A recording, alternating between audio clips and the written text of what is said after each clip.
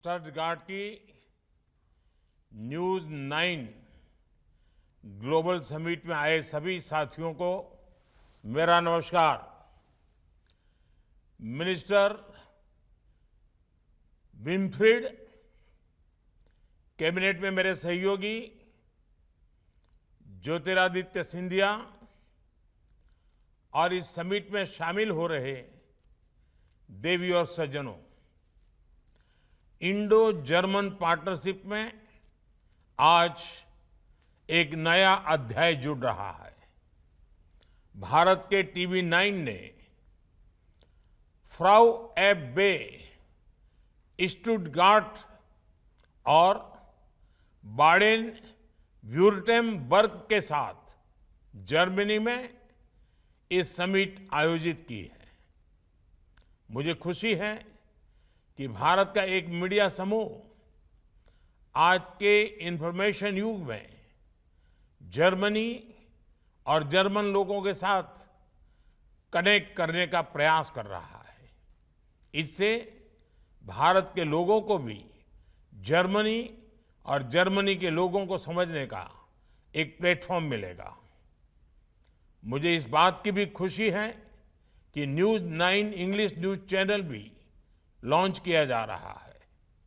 साथियों, इस समिट की theme India Germany a road map for sustainable growth है और ये थीम भी दोनों ही देशों की रिस्पॉन्सिबल पार्टनरशिप की प्रतीक है। बीते 2 दिनों में आप सभी ने इकोनॉमिक इश्यूज के साथ साथ स्पोर्ट्स और एंटरटेनमेंट से जुड़े मुद्दों पर भी बहुत सकारात्मक बातचीत की है। साथियों, यूरोप जियो पॉलिटिकल रिलेशंस और ट्रेड एंड इन्वेस्टमेंट दोनों के लिहाज से भारत के लिए एक इम्पोर्टेंट स्ट्रेटेजिक रीजन है और जर्मनी हमारे मोस्ट इम्पोर्टेंट पार्टनर में से एक है। 2024 में इंडो जर्मन स्ट्रेटेजिक पार्टनरशिप के 25 साल पूरे हुए हैं और ये वर्ष इस पार्टनरशिप के लिए ऐतिहासिक है, विशेष रहा है। पिछले महीने ही चांसलर शोल्ज अपनी तीसरी भारत यात्रा पर थे। 12 वर्षों बाद दिल्ली में Asia Pacific conference of the German businesses का आयोजन हुआ। इसमें जर्मनी ने focus on India document release किया।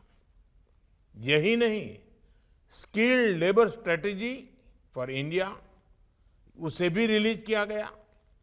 जर्मनी द्वारा निकाली गई ये पहली कंट्री स्पेसिफिक स्ट्रेटेजी है। साथियों, भारत जर्मनी स्ट्रेटेजिक पार्टनरशिप को भले ही 25 वर्ष हुए हो, लेकिन हमारा आत्मीय रिश्ता शताब्दियों पुराना है। यूरोप की पहली संस्कृत ग्रामर, ये बुक्स को बनाने वाले शख्स एक जर्मन थे। 2 जर्मन मर्चेंट्स के कारण जर्मनी यूरोप का पहला ऐसा देश बना जहां तमिल और तेलुगु में किताबें छपी। आज जर्मनी में करीब 3 लाख भारतीय लोग रहते हैं। भारत के 50,000 छात्र जर्मन यूनिवर्सिटीज में पढ़ते हैं और ये यहां पढ़ने वाले फॉरेन स्टूडेंट्स का सबसे बड़ा समूह भी है। भारत जर्मनी रिश्तों का एक और पहलू भारत में नजर आता है। आज भारत में 1800 से ज्यादा जर्मन कंपनियां काम कर रही है। इन कंपनियों ने पिछले 3-4 साल में $15 बिलियन का निवेश भी किया है। दोनों देशों के बीच आज करीब $34 बिलियन का बायलैटरल ट्रेड होता है। मुझे विश्वास है आने वाले सालों में ये ट्रेड और भी ज्यादा बढ़ेगा। मैं ऐसा इसलिए कह रहा हूं क्योंकि बीते कुछ सालों में भारत और जर्मनी की आपसी पार्टनरशिप लगातार सशक्त हुई है।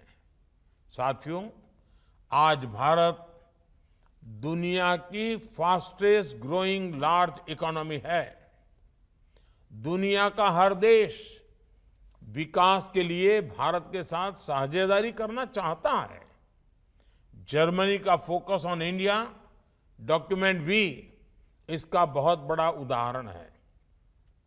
इस डॉक्यूमेंट से पता चलता है कि कैसे आज पूरी दुनिया भारत की स्ट्रैटेजिक इंपॉर्टेंस को एक्नॉलेज कर रही है। दुनिया की सोच में आए इस परिवर्तन के पीछे भारत में पिछले 10 साल से चल रहे रिफॉर्म, परफॉर्म, ट्रांसफॉर्म के मंत्र की बड़ी भूमिका रही है। भारत ने हर क्षेत्र, हर सेक्टर में नई पॉलिसीज बनाई। 21वीं सदी में तेज ग्रोथ के लिए खुद को तैयार किया। हमने रेड टेप खत्म करके ईज ऑफ डूइंग बिजनेस में सुधार किया। भारत ने 30,000 से ज्यादा कंप्लायंस खत्म किए। भारत ने बैंकों को मजबूत किया ताकि विकास के लिए टाइमली और एफोर्डेबल कैपिटल मिल जाए। हमने जीएसटी की एफिशिएंट व्यवस्था रखकर कॉम्प्लिकेटेड टैक्स सिस्टम को बदला, सरल किया। हमने देश में प्रोग्रेसिव और स्टेबल पॉलिसी मेकिंग एनवायरनमेंट बनाया ताकि हमारे बिजनेस आगे बढ़ सके। आज भारत में एक ऐसी मजबूत नींव तैयार हुई है जिस पर विकसित भारत की भव्य इमारत का निर्माण होगा और जर्मनी इसमें भारत का एक भरोसेमंद पार्टनर रहेगा। साथियों, जर्मनी की विकास यात्रा में मैन्युफैक्चरिंग और इंजीनियरिंग का बहुत महत्व रहा है। भारत भी आज दुनिया का बड़ा मैन्युफैक्चरिंग हब बनने की तरफ आगे बढ़ रहा है। मेक इन इंडिया से जुड़ने वाले मैन्युफैक्चरर्स को भारत आज प्रोडक्शन लिंक इंसेंटिव देता है और मुझे आपको ये बताते हुए खुशी है कि हमारे मैन्युफैक्चरिंग लैंडस्केप में एक बहुत बड़ा परिवर्तन हुआ है। आज मोबाइल और इलेक्ट्रॉनिक्स मैन्युफैक्चरिंग में भारत दुनिया के अग्रणी देशों में से एक है। आज भारत दुनिया का सबसे बड़ा टू व्हीलर मैन्युफैक्चरर है। दूसरा सबसे बड़ा स्टील एंड सीमेंट मैन्युफैक्चरर है और चौथा सबसे बड़ा 4 व्हीलर मैन्युफैक्चरर है। भारत की सेमीकंडक्टर इंडस्ट्री भी बहुत जल्द दुनिया में अपना परचम लहराने वाली है। ये इसलिए हुआ क्योंकि बीते कुछ सालों में हमारी सरकार ने infrastructure improvement, logistic cost reduction, ease of doing business और स्टेबल गवर्नेंस के लिए लगातार पॉलिसीज बनाई हैं, नए निर्णय लिए हैं। किसी भी देश के तेज विकास के लिए जरूरी है कि हम फिजिकल, सोशल और डिजिटल इंफ्रास्ट्रक्चर पर इन्वेस्टमेंट बढ़ाएं। भारत में इन तीनों फ्रंट्स पर इंफ्रास्ट्रक्चर क्रिएशन का काम बहुत तेजी से हो रहा है।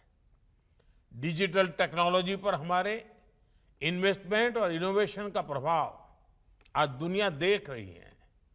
भारत दुनिया के सबसे अनोखे डिजिटल पब्लिक इंफ्रास्ट्रक्चर वाला देश है। साथियों, आज भारत में बहुत सारी जर्मन कंपनीज है। मैं इन कंपनियों को निवेश और बढ़ाने के लिए आमंत्रित करता हूं।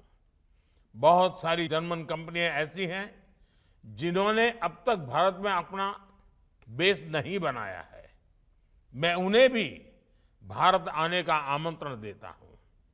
और जैसा कि मैंने दिल्ली की Asia Pacific conference of German companies में भी कहा था, भारत की प्रगति के साथ जुड़ने का यही समय है, सही समय है।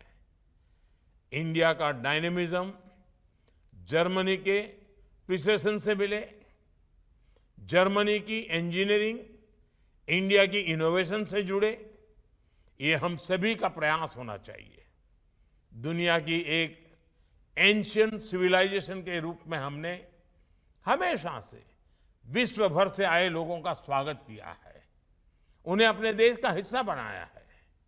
मैं आपको दुनिया के समृद्ध भविष्य के निर्माण में सहयोगी बनने के लिए आमंत्रित करता हूं।